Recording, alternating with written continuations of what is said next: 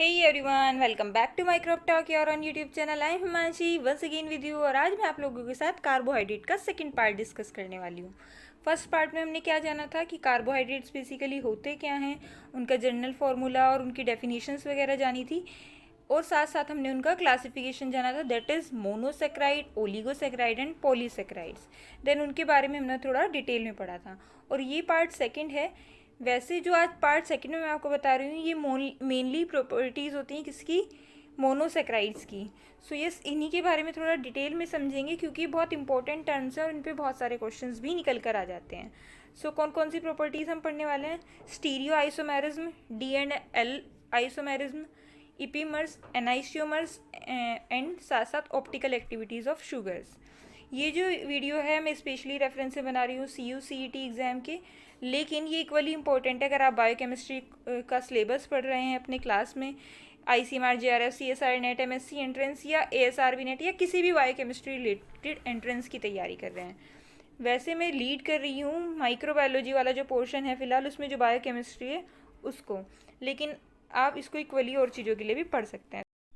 सो सबसे पहले हम फोकस करेंगे स्टीरियो आइसोमेरिज्म में। तो स्टीरियो आइसोमेरिज्म क्या है? एक इम्पॉर्टेंट कैरेक्टर है मोनोसेक्राइड्स का। किसका? मोनोसेक्राइड्स का। जो स्टीरियो आइसोमर्स होते हैं वो कंपाउंड होते हैं जिनका स्ट्रक्चरल फॉर्मूला तो सेम है, लेकिन जो उनकी स्पेशल कॉन्फ़िगरेशन होती है वो डिफरेंट होती है। अब कोई भी कार्बन एटम है उसको हम एसिमेट्रिक कह सकते हैं। कब कह सकते हैं? जब वो अटैच हो डिफरेंट एटम और या फिर डिफरेंट ग्रुप से। ठीक है, ये कार्बन है सपोज, ये कब एसिमेट्रिक होगा? जब ये किन्हीं अलग अलग एटम से कनेक्ट होंगे, ABCD या किसी भी अलग टाइप के ग्रुप से अटैच्ड होगा। जो number of asymmetric carbon atom हैं वो डिटरमाइन करते हैं कि कितने पर्टिकुलर आइसोमर्स हो सकते हैं किसी भी गिवन कंपाउंड के। ठीक है, इसका एक फॉर्मूला भी होता है जिसका जो क्या है 2N। क्या है ये फॉर्मूला? 2N है। और जो ग्लूकोज होता है वो 4 एसिमेट्रिक कार्बन होते हैं उसमें। ठीक है, तो टोटल आइसोमर्स कितने हुए इसके? 16। कैसे? क्योंकि फॉर्मूला है हमारा 2N, तो टोटल 4 कार्बन होते हैं उसमें, 2 की पावर 4 हो गया। तो 2 इज इक्वल्स टू 16। तो टोटल कितने कार्बन हुए, सॉरी कितने आइसोमर्स हुए? 16। अब हम समझेंगे डी एंड एल आइसोमर्स को। सो जो डी एंड एल आइसोमर्स होते हैं बेसिकली वो क्या होते हैं? एक दूसरे की मिरर इमेज होती हैं। ठीक है, जैसे सपोज ये पी है और यहाँ पे भी मैं क्या बना रही हूँ? एक पी बना रही हूँ। तो ये दोनों क्या होता है? रियल में एक दूसरे की मिरर इमेज होती हैं, तो इनको हम इजीली आइडेंटिफाई कर सकते हैं। तो ये दोनों एक दूसरे की बेसिकली क्या हुए? यस, आइसोमर्स हुए। सो जो स्पेशल ओरिएंटेशन होता है H&OH ग्रुप का, ठीक है, कार्बन एटम में सपोज एग्जांपल ले लेते हैं यहाँ पर ग्लूकोज के C5 एटम का।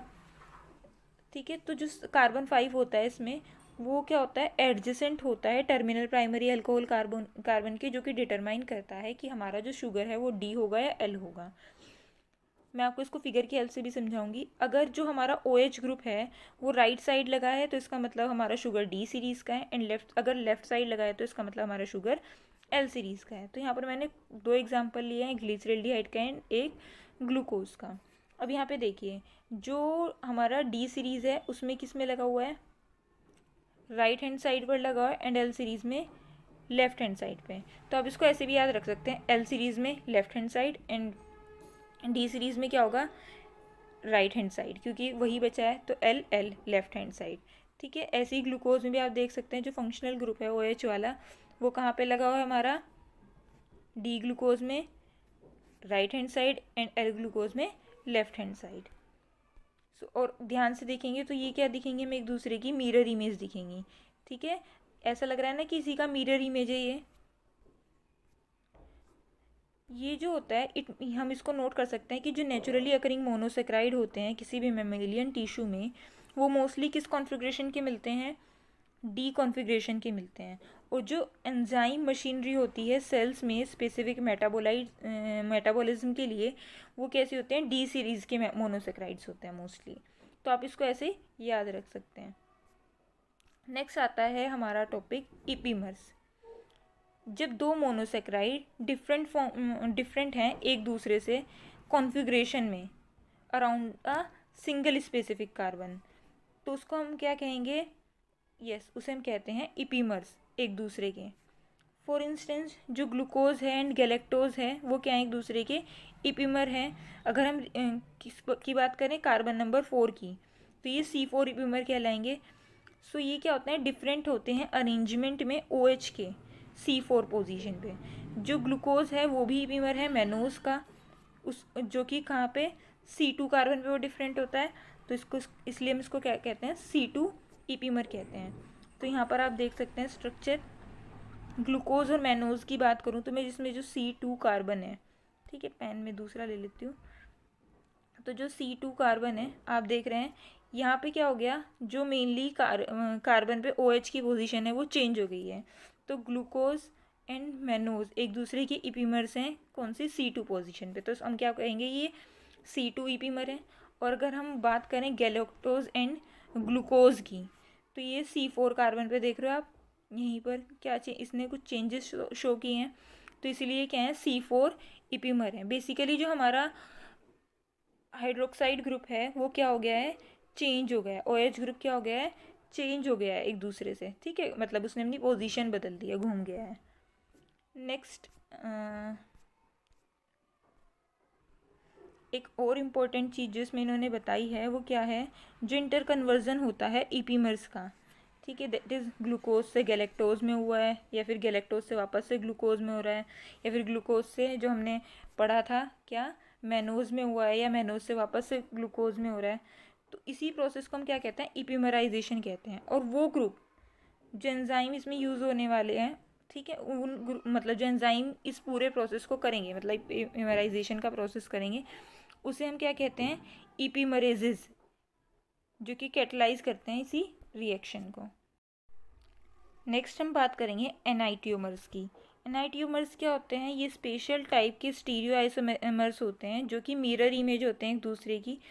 इसमें जो 2 मेंबर्स होते हैं उन्हें हम डेजिग्नेट करते हैं as D and L sugars. जो मेजोरिटी ऑफ शुगर होती हैं हायर एनिमल में इंक्लूडिंग ह्यूमंस, वो क्या होती है, D टाइप की होती है। अब इसको समझेंगे कैसे, ये L टाइप का है एंड ये D टाइप का है। तो आप देखिए इसमें जो लेफ्ट हैंड साइड पे लगा हुआ है, इसमें वो सेम पोजीशन किसकी हो गई है, राइट हैंड साइड वालों की हो गई है।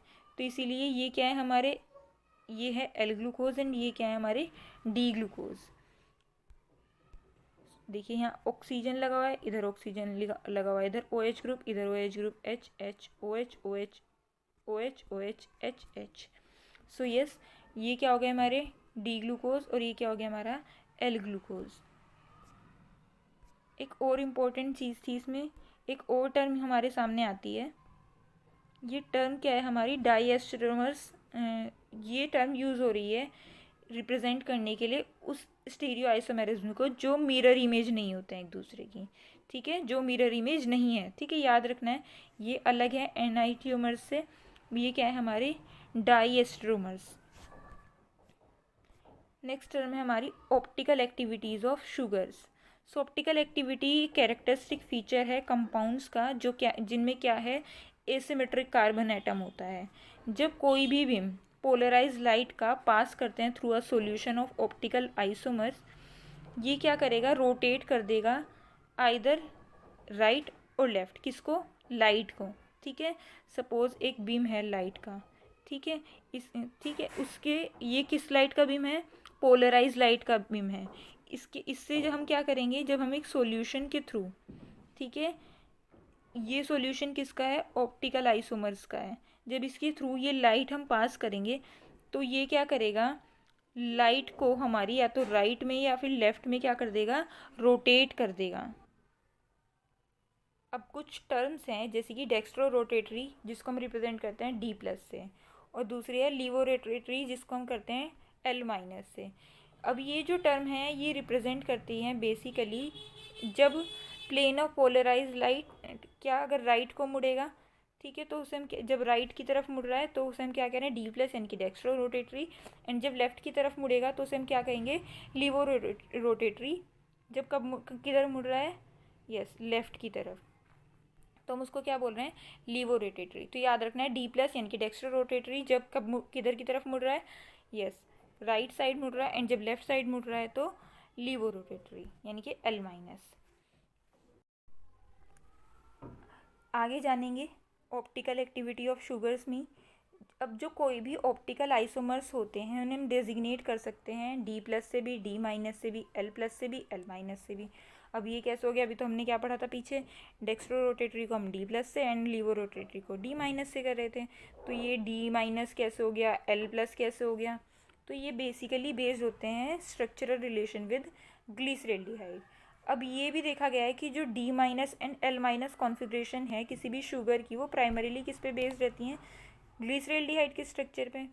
और इसी के साथ साथ जो ऑप्टिकल एक्टिविटी होती है वो उसकी डिफरेंट भी हो सकती है। एक टर्म आती है रेसेमिक मिक्सचर। अगर कोई भी डी माइनस या फिर एल माइनस आइसोमर्स जो हैं वो प्रेजेंट हैं इक्वल कॉन्सेंट्रेशन में, सो ये इसको हम क्या बोलेंगे? रेसेमिक मिक्सचर बोलेंगे या डी एल मिक्सचर बोलेंगे। जो रेसेमिक मिक्सचर होता है ये किसी भी तरीके की ऑप्टिकल एक्टिविटी को शो नहीं करता है या एग्जिबिट नहीं करता है, सिंस जो हमारी डेक्स्ट्रो या फिर लिवोरेटरी एक्टिविटीज़ होती हैं ये कैंसिल हो जाती हैं एक दूसरे से ही, क्योंकि इसमें डी भी है एंड एल वाली एक्टिविटी भी है। अभी इस मिक्सचर में दोनों ही हैं, तो दोनों ही एक्टिविटी क्या करेंगी? डी एक्टिविटी भी एंड एल एक्टिविटी भी एक दूसरे की एक्टिविटी को क्या कर देंगी? कैंसिल करा देंगी। तो इसी वजह से क्या होगी? इसमें कोई भी प्रॉपर्टी ऐसी शो नहीं होगी।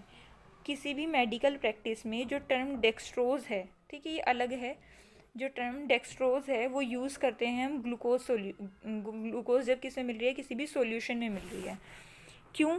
क्योंकि जो डेक्स्ट्रो रोटेटरी नेचर होता है ग्लूकोज का, उसके वजह से। सो आज की वीडियो में इतना ही। आई होप ये वीडियो आपके लिए हेल्पफुल रहा होगा। अगर ये वीडियो आपके लिए हेल्पफुल रहा है तो वीडियो को लाइक करें, चैनल को सब्सक्राइब करें, नीचे कमेंट भी कर दिया करें कि वीडियो आपको कैसा लगता है, क्या मैं जो आपको पढ़ाती हूँ समझ में भी आता है या नहीं आता है। सो आज के लिए इतना ही, मिलते हैं नेक्स्ट वीडियो में। Thanks for watching.